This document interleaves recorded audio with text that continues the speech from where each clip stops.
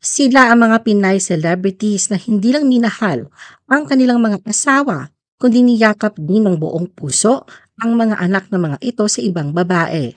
Sa halip na paghiwalayin, sila pa ang nagsilbing tulay upang buuin ang pamilya. Isang patunay na hindi dugo, kundi puso ang sukatan ng pagiging tunay na ina. The Philippine Showbiz List presents Pinay celebrities na tinanggap ang anak sa ibang babae ng kanilang asawa. Jinky Pacquiao. Imbis na sukuan, nilaban ni Jinky at matagumpay na napanatili ang pagkabuo ng kanilang pamilya. Sa kabila ng hindi magandang nangyari sa nakaraan, kitang-kita ngayon ang tila maayos na relasyon ni Jinky sa anak ng mister sa ibang babae.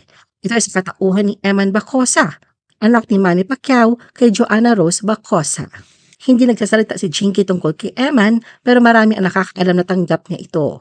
Di umano, siya pa ang nag-udyok kay Manny na suportahan ang anak nito kay Joanna. Sa katunayan, sa ginanap na Thrilla in Manila 2 kamakailan, marami ang natuwa na kasama ni Manny si Jinky sa panonood sa laban ni Eman. Nakuha ng video at litrato ang pagkikita at pagsasama ng tatlo at kumalat ito sa social media. Nang matanong si Manny ukol dito, sinabi niya na maayos naman daw ang kalagayan ni Eman at nasisiyahan siya sa landas na pinili ng anak sa buhay. Charlene Gonzalez.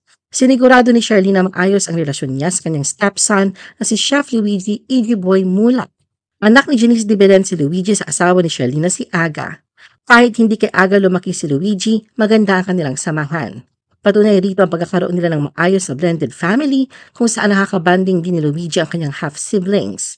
Ayon niya kay Aga, on good terms silang lahat, maging si Charlene kay Janice at sa anak nilang si Luigi matapos silang ayusin ang mga hindi pagkakaunawaan noon. Bukas din si Charlene sa pagsasabing itinuturing niyang tunay na anak si Luigi. Janeline Mercado.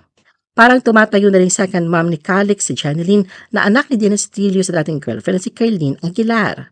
Bilang bahagi ng isang blended family, ipanaliwanag ni Janeline na hindi nila iniisip ang pinagmula ng bawat bata.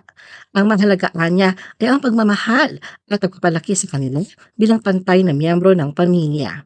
Ikukuhin niya na tinatrato niya si Calix bilang sariling anak at ganoon din daw ang ginagawa ni Dennis sa anak niyang si Jazz mula kay Patrick Garcia. Sa katunayan noong September 22, 2025, bilang pagdiriwang sa 18th birthday ni Calix, ibinahagi ni Janeline ng isang nakakatuwang video kung saan makikita ang pagiging asikaso ni Calix sa kanyang nakababatang half-sister na si Dylan Jade. Regine Velasquez. Kasal noon si Ogie Alcacid kay Michelle Van Emeren at may dalawa silang anak, sina Leila at Sarah.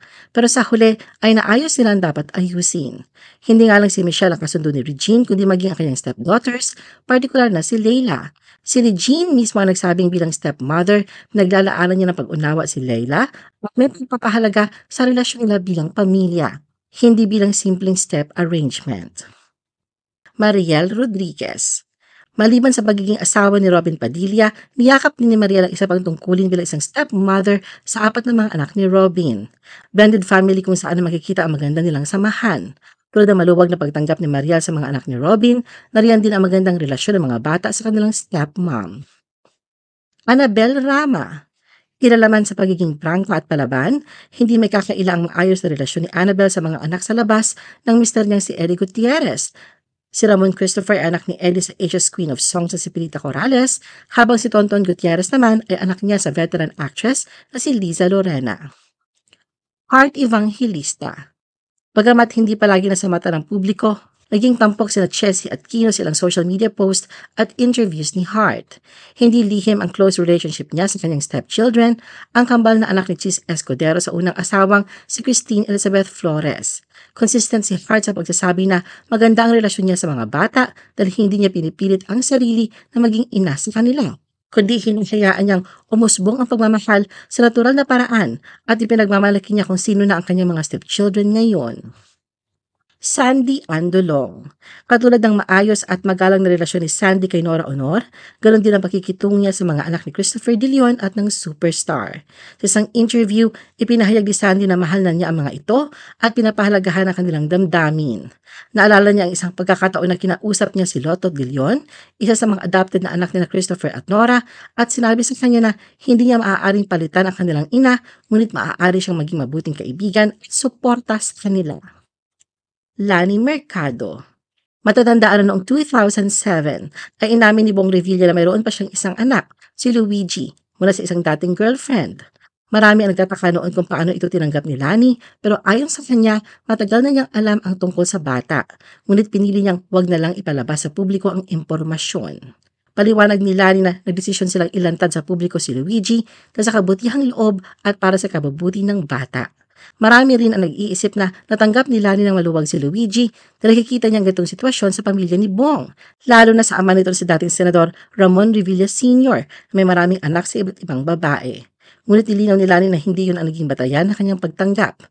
Ayon sa kanya, hindi niya iniisip ang pinagmulan o background ng pamilya ni Bong. Ang mahalaga sa kanya ay hindi na dapat magkaroon ng sama ng loob at ang bata ay tanggapin ng buong puso. Colleen Luna. Hindi lihim ang pagkakaroon ni Vic Soto ng mga anak mula sa mga naunang karelasyon. Hindi nalalayo ang edad ni Pauline Luna sa mga anak ni Vic. Maging ang first wife niya si Dina Bonnevie ay nagpahiwatig din noon ng pagtutol.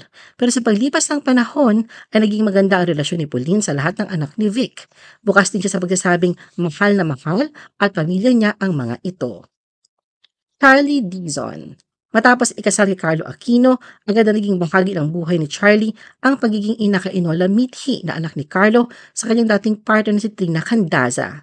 Bagamat bago pa lamang ang kanilang relasyon bilang stepmother at stepdaughter, kitang-kita ang pagmamahal at dedikasyon ni Charlie sa kanyang bagong papel sa pamilya.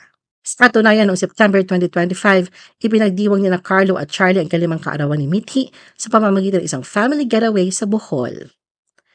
Bernadette Allison.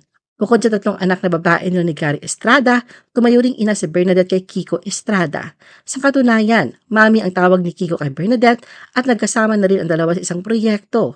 Hindi nakapagtataka ang maayos na samahan ni Kiko at Bernadette dahil bukas si Gary sa pagsasabing na natiling magkaibigan siya at ang ina ni Kiko na si Cheska Diaz at patuloy ang kanilang co-parenting setup.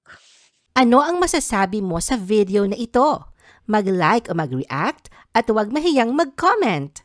For our YouTube viewers, huwag kalimutan mag-subscribe at i-hit ang notification button. At para sa aming Facebook viewers, mag-like at follow sa aming Facebook page para updated ka sa mga showbiz chika. Thanks for watching!